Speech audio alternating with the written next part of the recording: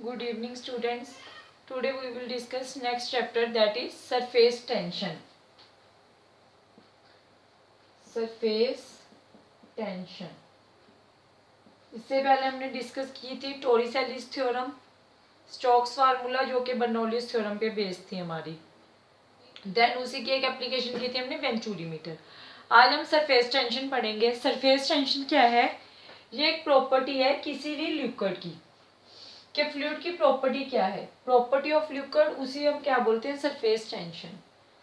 और surface tension को आप डिफाइन कैसे करोगे कि जो भी लिक्विड है वो क्या चाहेगा कि उसका जो सरफेस एरिया है दैट शुड बी मिनिमाइज. या फिर आप ये बोल सकते हो कि जो आपके पास लिक्विड का सरफेस होता है, लिक्विड का सरफेस, और जो हमारे पास लिक्विड बल्क में होता है, उन दोनों की जो प्रॉपर्टीज है वो एक दूसरे से डिफरेंट होती हैं. वो कैसे डिफरेंट है वो ही आज इसमें हम डिस्कस करेंगे सरफेस टेंशन में. सरफेस टेंशन को आप क्या लिखोगे?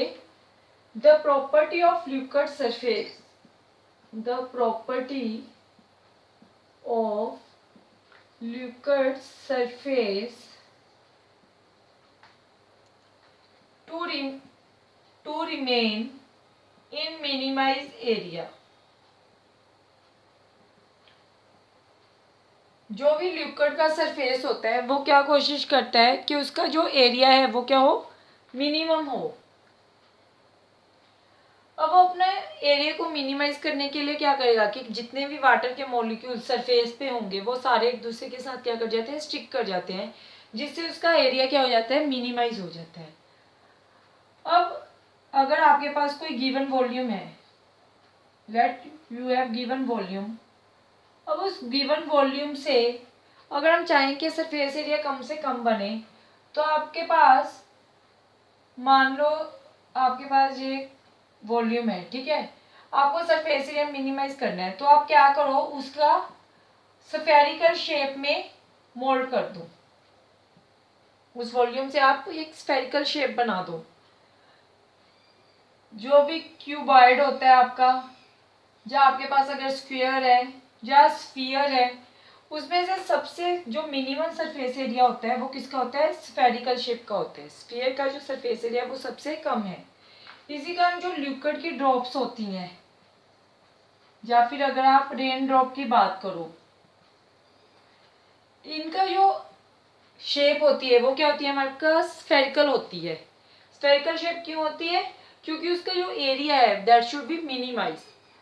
और हम जितने भी लिक्विड हैं, जो भी हमारा फ्लूइड है, उसको हम किससे डिटरमिन करते हैं, उसके सरफेस टेंशन से.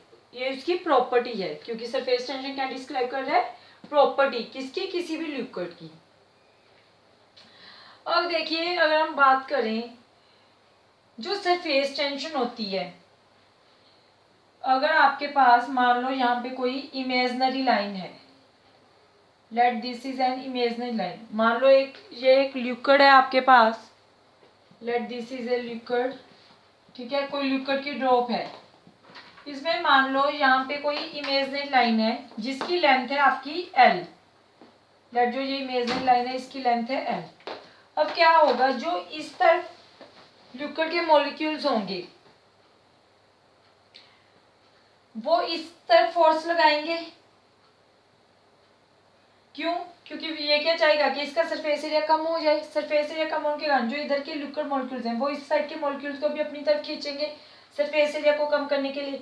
सिमिलरली जो इस तरफ के मॉलिक्यूल्स हैं वो क्या करेंगे, वो इस तरफ के जो लिक्विड मॉलिक्यूल्स हैं उनको अपनी तरफ खींचेंगे, ताकि स्ट्रेच होके वो भी अपना एरिया क्या कर लाएं, क्या करें, कम कर लें. तो इस तरफ भी एक फोर्स लगेगी. तो हमारे पास जो सरफेस टेंशन है उसको आप कैसे डिफाइन कर सकते हो, force acting per unit length. के फोर्स कितनी एक्ट हो रही है लेंथ पे, अगर आप कोई इमेजिनरी लाइन ड्रॉ कर रहे हो.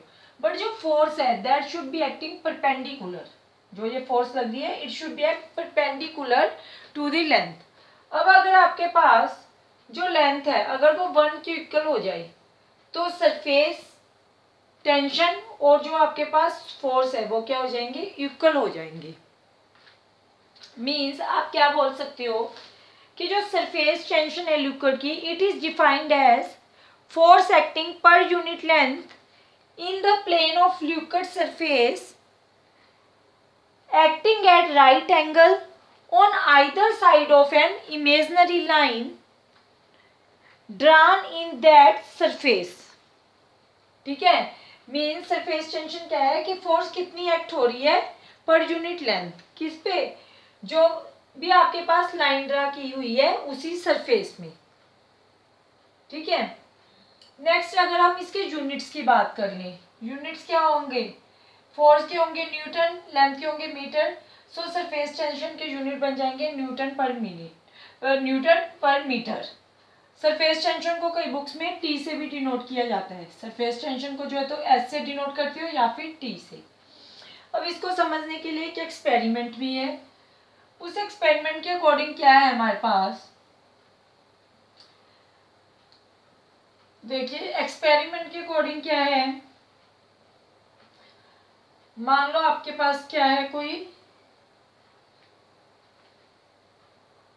मान लो ये एक सॉफ्ट फिल्म है, सॉफ्ट की एक फिल्म बन रखी है. ठीक है. इसमें हमने क्या किया, यहाँ पे एक इस शेप का मैंने, मान लो इस शेप का मैंने कोई थ्रेड रख दिया. इस सॉफ्ट फिल्म में मैंने क्या किया, इस शेप का थ्रेड प्लेस कर दिया. जब इसमें ये थ्रेड रखा, थ्रेड में फिर मैंने क्या किया, यहाँ पे एक पिन इंसर्ट किया, पिन से इस तरीके से इंसर्ट कर दिया इसके अंदर. जब इसमें पिन इंसर्ट किया तब क्या हुआ, ये एक थिन सॉफ्ट फिल्म थी मेरे पास पहले. थिन सॉफ्ट फिल्म में मैंने एक थ्रेड रखा. ठीक है. जब पिन इंसर्ट हुआ, पिन इंसर्ट होने से क्या हुआ, जो ये थ्रेड था, थ्रेड ने क्या किया, इस तरह से ये स्ट्रेच हो गया. थ्रेड स्ट्रेच, जो थ्रेड है वो स्ट्रेच हो गया बाहर की तरफ, रेडियली आउटवर्ड्स, बाहर की तरफ ये इस तरह से स्ट्रेच हो गया. पहले ये था, ये बाहर की तरफ स्ट्रेच हो गया. अब ये बाहर की तरफ स्ट्रेच क्यों हुआ, बाहर की तरफ इसलिए स्ट्रेच हुआ, इसने जो सॉफ्ट फिल्म थी वो तो यहाँ से हट गई, पिन जब मारा तो सॉफ्ट फिल्म यहाँ से हट गई. पहले क्या हो रहा था कि जो यहाँ सॉफ्ट के मॉलिक्यूल्स है वो क्या कर रहे थे, इनको अपनी तरफ खींच रहे थे और ये मॉलिक्यूल्स इसको अपनी तरफ खींच रहे. इधर भी एक फोर्स लग रही थी, एक इधर फोर्स लगी, पर पिन इंसर्ट होने से जो जहाँ का सॉफ्ट के मॉलिक्यूल्स है वो यहाँ से हट गए. जब ये यहाँ से हट गए तो अब फोर्स कौन लगा रहे थे, सिर्फ ये वाले मॉलिक्यूल्स लगा रहे थे. इसने क्या किया, जो ये थ्रेड था इसको बाहर की तरफ खींचा, अंदर से अब कोई फोर्स नहीं लग रही. अब सिर्फ जो फोर्स लगी है वो बाहर की तरफ लगी. बाहर लगने से इसका एरिया उसने क्या कर दिया, इंक्रीज कर दिया. जो ये थ्रेड था इसका एरिया इंक्रीज इसलिए किया क्योंकि ये क्या चाहता है, स्फेरिकल शेप क्या चाहती है कि उसका एरिया क्या हो, मिनिमाइज हो. इसलिए इसने इसका एरिया बढ़ा दिया और जो ये यहाँ पे सॉफ्ट फिल्म थी उसने अपना एरिया क्या कर लिया, कम कर लिया. क्लियर है. इस तरीके से हर जो लिक्विड है वो क्या करता है, अपने एरिया को मिनिमाइज कर लेता है. नेक्स्ट इसमें आता है सरफेस एनर्जी. सरफेस एनर्जी से पहले एक एग्जांपल हम और लेते हैं, उसके अकॉर्डिंग क्या है. अब देखिए इसी के बेस पे मान लो यहाँ पे एक स्लाइडिंग वायर है और इस साइड आपके पास, let this is a sliding wire, यहाँ पे क्या है, सॉफ्ट मॉलिक्यूल्स है. ठीक है, सॉफ्ट की लेयर है. तो अब जो ये वायर है ये किस तरह से अटैच होगी, ये अंदर की तरफ आएगी इनवर्ड्स और आउटवर्ड्स. अब फोर्स कहाँ पे लगेगी, जो ये वाटर के जो ये सॉफ्ट के मॉलिक्यूल्स हैं ये क्या चाहेंगे कि इनका एरिया कम हो जाए.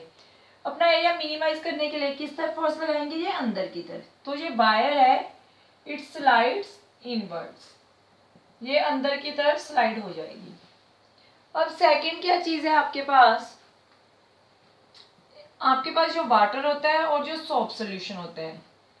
जो वाटर की सरफेस टेंशन है वो आपके पास कितनी होती है, वाटर का जो सरफेस टेंशन होता है वो होता है आपके पास 0.075 न्यूटन, 0.075 न्यूटन पर मीटर.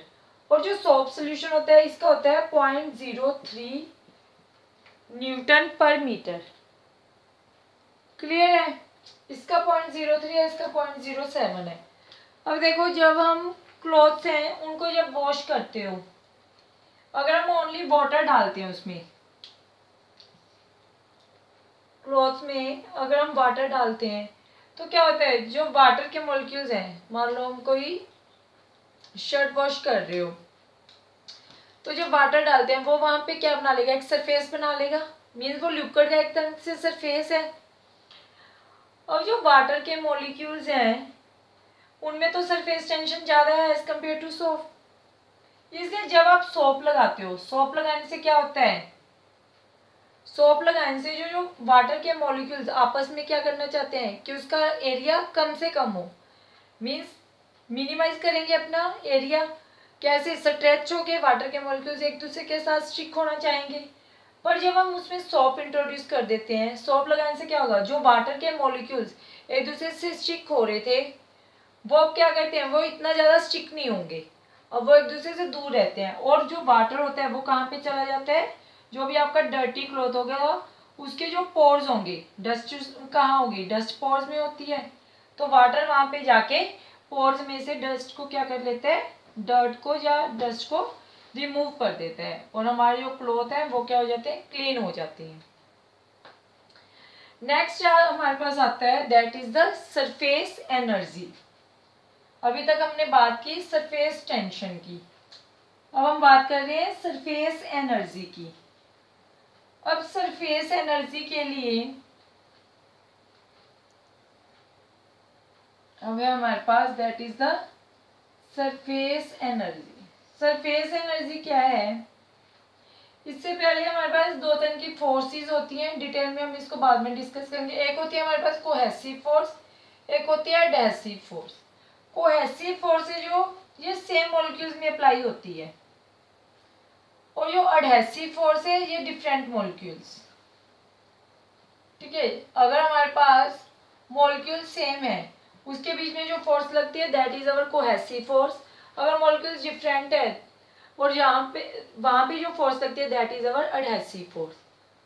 और एक चीज, अगर आपके पास टेम्परेचर इंक्रीज हो रहा है, टेम्परेचर इंक्रीज होने से सरफेस टेंशन को क्या फैक्टर्स हैं जो कि इफेक्ट करते हैं।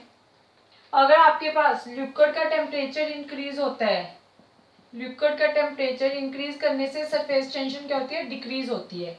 मीन्स अगर आप हॉट वाटर से कपड़ों को वॉश करते हो तो वहां पे सरफेस टेंशन कम हो जाती है, इसलिए हॉट वाटर से हम कहते हैं कि कपड़े जल्दी साफ हो जाते हैं। ठीक है, सेकंड आपके पास इम्प्योरिटीज के ऊपर भी सरफेस टेंशन डिपेंड करती है। इम्प्योरिटीज पे कैसे डिपेंड करती है, अगर आपके पास हाईली सोल्यूबल इम्प्योरिटीज हैं, हाईली सोल्यूबल लाइक आपके पास सोडियम क्लोराइड वाटर में लेते हो आप, तब सरफेस टेंशन क्या हो जाती है, इंक्रीज हो जाती है। और अगर आप लेस सोल्यूबल लेते हो लाइक हम फिनॉल की बात करें तो सरफेस टेंशन क्या हो जाती है, डिक्रीज हो जाती है हमारे पास।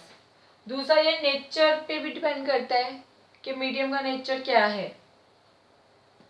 अभी हम बात कर रहे थे सरफेस एनर्जी की। अब सरफेस एनर्जी में देखिए क्या है, जो आपके पास बल्क मॉलिक्यूल है और जो सरफेस का मॉलिक्यूल है दोनों की प्रॉपर्टी डिफरेंट है। तो देखिए मान लो ये सरफेस है, यहाँ पे जो मॉलिक्यूल है और एक यहाँ पे मॉलिक्यूल है। जो ये मॉलिक्यूल है वाटर का, इस पे यहाँ पे जितने भी मॉलिक्यूल्स हैं वो सभी क्या लगाएंगे, फोर्स लगाएंगे, हर तरह से इसके ऊपर एक फोर्स लगेगी। सो जो नेट फोर्स होगी इस मॉलिक्यूल पे, बल्क मॉलिक्यूल है जो, उस पे नेट फोर्स क्या होती है, जीरो। अब ये जहाँ पे सरफेस का मॉलिक्यूल है इस पे क्या होगा, ऊपर से तो कोई फोर्स नहीं लगी, अगर एयर के जो मॉलिक्यूल्स हैं अगर वो फोर्स लगाएंगे भी वो तो निग्लिजिबल की इक्वल होगी। ठीक है, और यहाँ पे जो इस मॉलिक्यूल के ऊपर फोर्स लगी वो सिर्फ ये वाले मॉलिक्यूल्स लगाएंगे नीचे की तरफ, जिससे क्या होगा कि जो ये मॉलिक्यूल है ये डाउनवर्ड आ जाएगा, ये पुश हो जाएगा डाउनवर्ड। अब जब ये वाला मॉलिक्यूल डाउनवर्ड आया तो इसकी जगह पे यहाँ पे स्पेस फ्री हो गई, वेकेंट हो गई, तो इसकी जगह पे कोई दूसरा मॉलिक्यूल आ जाएगा। अब वो दूसरे मॉलिक्यूल को यहाँ पे आने के लिए क्या करना पड़ेगा, कुछ वर्क डन करना पड़ेगा। उसको यहाँ पे आने के लिए क्या करना पड़ेगा, कुछ ना कुछ वर्क डन करना पड़ेगा। वही जो वर्क डन है वो स्टोर हो जाएगा किस फॉर्म में, एनर्जी की फॉर्म में। अब इसका मीनिंग क्या है कि जहाँ पे जो एनर्जी है वो क्या हो रही है, इंक्रीज हो रही है। सो इसका मीनिंग क्या हुआ कि जो सरफेस मॉलिक्यूल होता है उसके पास जो एनर्जी है वो ज़्यादा है as compare to the bulk molecule, और जो यहाँ के मॉलिक्यूल के पास एनर्जी है उसी को हम क्या बोल देते हैं, सरफेस एनर्जी। बट स्टेबल कोई चीज़ कब होती है, अगर उसकी जो एनर्जी है वो क्या हो, मिनिमम एनर्जी। स्टेबल होने के लिए क्या चाहिए, मॉलिक्यूल को मिनिमम एनर्जी चाहिए। तो इसी कारण सरफेस टेंशन क्या थी, प्रॉपर्टी थी कि जो सरफेस है कि जो हर लिक्विड है वो क्या चाहेगा कि उसका एरिया मिनिमाइज हो जाए। तो इसी कारण जहाँ पे एनर्जी क्या हो गई, अब ज़्यादा होगी क्योंकि इसको वर्क डन करना पड़ा। तो इससे स्टेबल में रहने के लिए वो अपनी एनर्जी को क्या करना चाहते हैं, मिनिमम करना चाहते हैं। इसलिए ये वाली प्रॉपर्टी को यूज करते हैं liquid to minimise its surface area. अब हम इसके लिए डेरिवेशन करते हैं। मीन्स ये चीज़ समझ में आई सरफेस एनर्जी के जहाँ की एनर्जी ज़्यादा होती है as compare to bulk molecule, क्योंकि यहाँ पे नेट फोर्स क्या हो जाती है आपकी जीरो, क्योंकि जो जहाँ पे मॉलिक्यूल है उसको हर तरफ से फोर्स लगती है। बट जहाँ का ये मॉलिक्यूल होता है उसको नीचे वाले मॉलिक्यूल्स अपनी तरफ खींचते हैं तो वो डाउनवर्ड आ जाते हैं। डाउनवर्ड आने से यहाँ पे स्पेस फ्री हो जाती है। जब यहाँ पे स्पेस फ्री होती है तब इसको फिल करने के लिए और मॉलिक्यूल आता है, और मॉलिक्यूल को आने के लिए क्या चाहिए, कुछ ना कुछ एनर्जी चाहिए, वर्क डन होता है जिसके कारण यहाँ की एनर्जी क्या हो जाती है, इंक्रीज हो जाती है। बट स्टेबल रहने के लिए हर मॉलिक्यूल को क्या चाहिए, minimum energy. Minimum amount of energy के कारण सरफेस टेंशन क्या है, लिक्विड की प्रॉपर्टी है जिससे वो अपना एरिया क्या करते हैं, मिनिमम करते हैं। और अब देखिए इसकी डेरिवेशन। डेरिवेशन में हम वही एग्जांपल ले रहे हैं जो अभी हमने डिस्कस किया था। उसके अकॉर्डिंग क्या है, मान लो यहाँ पे क्या है, एक स्लाइडिंग वायर है आपके पास, let this is the sliding wire, ठीक है। यहाँ पे लेट ये क्या है आपके पास, सॉफ्ट फिल्म है, this is the soft film. अब हो गया क्या, जो ये सॉफ्ट फिल्म है, सॉफ्ट फिल्म के कारण जो ये वायर है इसके ऊपर इस तरफ फोर्स लगेगी क्योंकि ये अपना एरिया कम करना चाहेगी, इसलिए इसके ऊपर जो फोर्स लगेगी वो इस तरफ लगेगी। लेकिन इसी जो सॉफ्ट फिल्म है इसके पीछे भी एक लेयर होगी, उसके ऊपर भी एक फोर्स लग रही होगी एफ, मीन्स जहाँ पे जो टोटल फोर्स लग रही है वो 2F लग रही है। हमने क्या किया, और इसको हम मान लेते हैं late this is the x, ये एरिया एक्स है आपका पास जो इसकी, और जो ये वायर है इसकी लेंथ लेते हैं, जूम कर लेते हैं एल। हमने क्या किया, जो ये स्लाइडिंग वायर है इसको इतना एरिया इंक्रीज कर लिया, हमने इसको डेल्टा एक्स मूव करवा लिया इस तरफ फोर्स लगा के। अब अगर इस तरफ 2F फोर्स लग जाए तो इस तरफ भी हमें 2F फोर्स लगानी पड़ेगी ताकि हमारी जो स्लाइडिंग वायर है वो यहाँ की बजाय यहाँ पे मूव कर जाए। तो जो हमने वर्क डन किया, work done by external agent, तो हमें इसके अगेंस्ट वर्क डन करना पड़ेगा। जो हमें वर्क डन किया, work done by external agent, इसको स्लाइडिंग वायर को यहाँ से जहाँ तक मूव करवाने के लिए हमें कुछ ना कुछ वर्क डन करना पड़ा। जो वर्क डन हुआ वो किसके इक्वल हो गया, वर्क डन किसके इक्वल होता है, फोर्स इनटू में डिस्प्लेसमेंट। फोर्स क्योंकि एक आगे वाली लेयर पे लगी एक पीछे वाली लेयर पे, सो फोर्स कितनी लगी 2F इनटू में डिस्प्लेसमेंट कितना हुआ डेल्टा एक्स। बट हमने जो फार्मूला पढ़ा था सरफेस टेंशन किसके इक्वल था, फोर्स अपॉन लेंथ। फोर्स किसके इक्वल हो जाएगी, सरफेस टेंशन इनटू लेंथ, सो 2 into S into L into में डेल्टा एक्स। अब देखिए अगर हम यहाँ से डायग्राम से बात करें, जो इनिशियल एरिया था, और हम इनिशियल एरिया की बात करें, एरिया किसके इक्वल होता है, एरिया होता है आपका लेंथ इंटू ब्रेथ। लेंथ कितनी है यहाँ पे एल इंटू में ये कितने है हमारे पास एक्स, लेट ए आई, और फाइनल एरिया क्या हो जाएगा हमारे पास, final area is equal to, अब लेंथ कितनी हो गई अगेन एल इंटू में एरिया किसके इक्वल होता है, area is equal length into breadth, ठीक है, एल इंटू में एक्स। एल कितना है यहाँ पे, initial surface area, initial surface area that is 2L into x इसको भी आप ऐसे ही लिख सकते हो, S इंटू 2L इंटू में डेल्टा एक्स। तो फाइनल एरिया में भी अगेन 2L इंटू में x plus delta x. So change in area कितना हो जाएगा यहाँ पे, change in area let delta A which is equal to final area minus में initial area, 2L x plus delta x minus में 2L x। So left क्या हुआ, 2L delta x, 2L x से 2L x cancel, 2L delta x. ये क्या है हमारे पास, change in area that is delta A. यहाँ पे work done by external agent which is stored in form of energy that is delta U is equal to S into 2L delta x को हम delta A लिख सकते हैं। सो हमारे पास जो increase in energy हुई वो किसके इक्वल हो गया, कि एरिया कितना इंक्रीज हो रहा है, surface tension into increase in the area. और सरफेस टेंशन को हम यहाँ से कैसे डिफाइन कर सकते हैं, delta U upon delta A, के increase in energy per unit area, increase in energy per unit area. अब एनर्जी के यूनिट क्या हो जाएंगे यहाँ से, अगर हम यहाँ से यूनिट्स की बात कर रहे हैं, यूनिट्स क्या आ जाएंगे इसके, दैट इज यूल, एरिया के metre square, so units are joule per metre square. Okay, this is overall the surface tension and work done or surface energy. Next, we will discuss that what is cohesive force, what is adhesive force, and what is the angle of contact in the next video. Thank you. Watch this video carefully.